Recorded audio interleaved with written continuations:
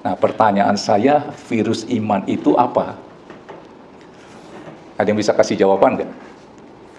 Saudara pernah terserang virus? Semangat saudara udah nggak seperti dulu lagi? Dulu kalau nyanyi, oh jingkrak-jingkrak. Sekarang ya nyanyi rutinitas. Ada? Kalau ada coba, kira-kira apa itu virus? Saya langsung jawab ya, biar cepat. Kecewa. Ternyata kecewa itu adalah virus iman. Keluarkan Lukas 7 ayat 23. Karena orang yang kecewa pasti akan menolak Tuhan. Bukan kata saya. Kata firman, Lukas 7 ayat 23. Saudara lihat, orang yang gak terserang virus akan disebut berbahagia. Kalau kena virus, saudara semangatnya udah gak seperti dulu lagi. Nggak ada sukacita, nggak ada damai sejahtera, walaupun saudara ada di gereja. Walaupun saudara nyanyi, tepuk tangan, muji Tuhan. Sukacita, damai sejahtera yang daripada Tuhan, daripada Roh Kudus. Dulu ada, sekarang enggak. Saudara nyanyi rutinitas. Nah, tadi saya katakan kecewa. Coba saudara baca ini. Dan berbahagialah orang yang tidak menjadi kecewa dan menolak aku. Udah tangkap? Virus iman adalah kecewa. Kecewa kepada siapa? Ada dua hal. Pertama adalah manusia, dalam hal ini pelayanan ya, hal yang rohani. Kedua, kecewa kepada Tuhan. Saya akan jelaskan satu persatu. Solusinya nanti adalah saya cerita tentang kesaksian.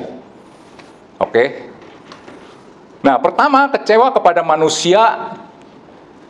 Sebelum saya bahas tentang kecewa kepada manusia, dalam arti manusia di sini dalam hal yang rohani ya, nggak ada urusan yang di luar dari gereja.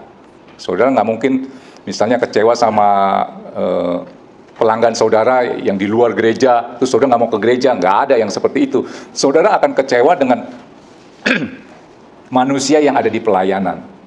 Gembala saudara, pendeta saudara, hamba Tuhan. Nah, biasanya kecewa sesama anak-anak Tuhan dalam lingkungan gereja. Biasanya kalau dia kecewa, pasti semangat untuk beribadahnya jadi berkurang. Apa itu kecewa? Kecewa adalah tidak sesuai dengan harapan. Apa itu? Terlalu banyak menuntut. Ini garis besar dulu ya. Sehingga kalau saudara punya prinsip begini, saya ke gereja, saya dapat apa? Kenapa kecewa? Terlalu banyak menuntut, tidak sesuai dengan harapan. Kalau saudara datang ke gereja, saya datang ke gereja, saya dapat apa? Pasti saudara akan kecewa. Harusnya saya datang ke gereja, apa yang saya bisa berikan kepada Tuhan?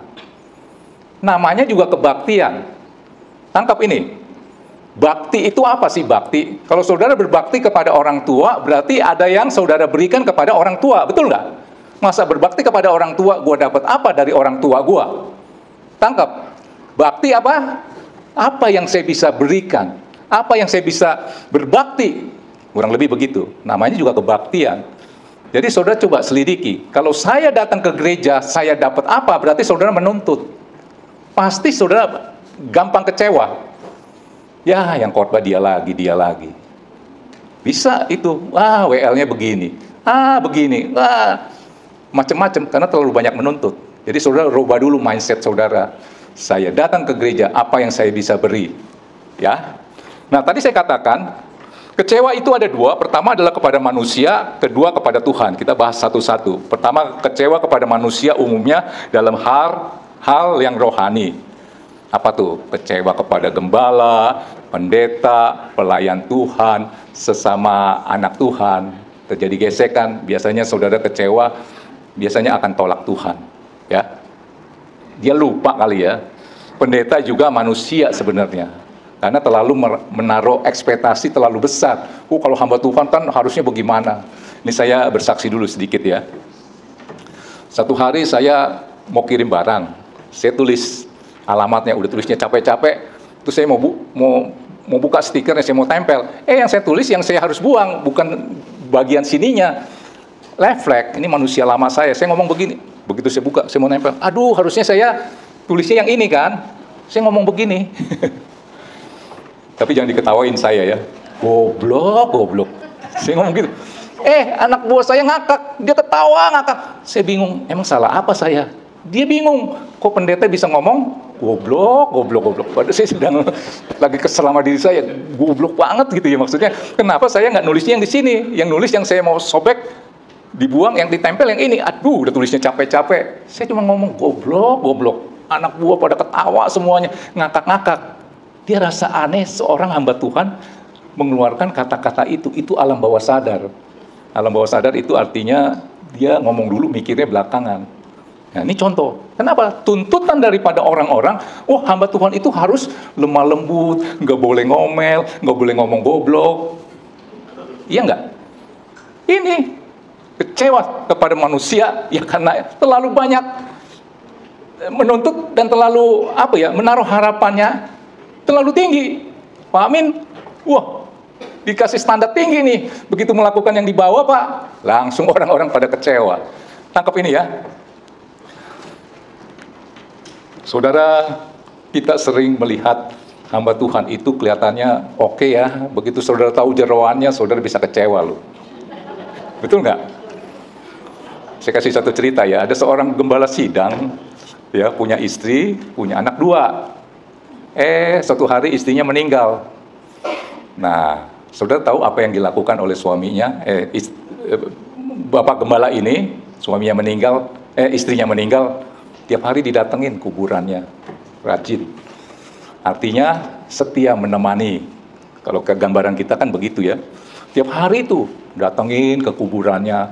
Anak-anaknya udah bilang, udahlah Pak, Mama udah seneng, bahagia. Ngapain sih dikunjungi? Karena anak-anaknya tahu kalau bapaknya ini selalu setia menemani mamanya. Ya, jadi istri daripada gembala ini.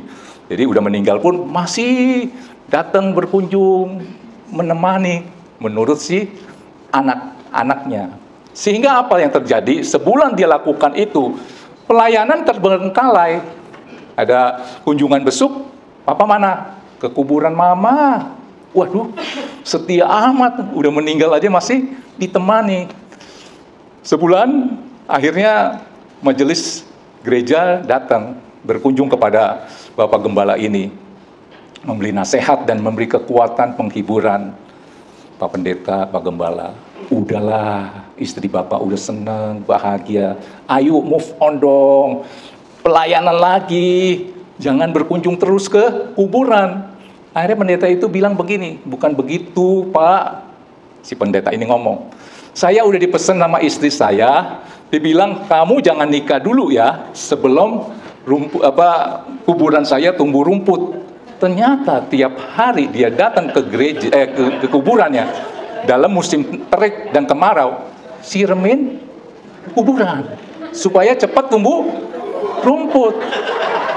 Pertanyaan saya, kalau saudara tahu motivasinya dari pendeta ini, saudara kecewa nggak?